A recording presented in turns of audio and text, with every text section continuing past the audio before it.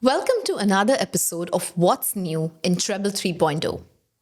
In this video, we will walk through managing roles and permissions in Treblle 3.0. API data can be sensitive, and it is important to control and manage access to this data. Roles and permissions allow you to do that. In Treblle 3.0, roles operate at two levels. Workspace level, where the user controls access to the entire workspace. API level, where you can control access to specific APIs within a workspace. Workspace level roles define what users can do within the entire workspace. The owner has full control over the workspace. They can add or remove users, adjust workspace settings, and manage all APIs within the workspace. Members have limited access, depending on permissions assigned by the owner.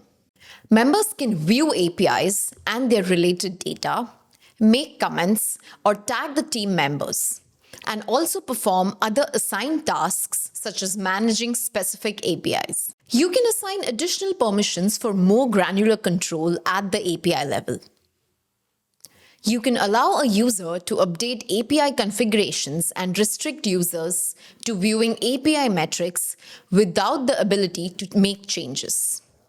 You can also tag and comment on API issues.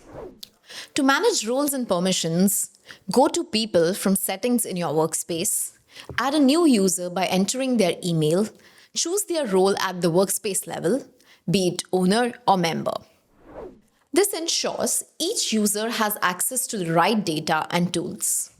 To make roles and permissions work for your team, you can assign owner roles sparingly to maintain control. Use view-only roles for external stakeholders or non-technical users. Regularly review roles to be aware if they match team responsibilities.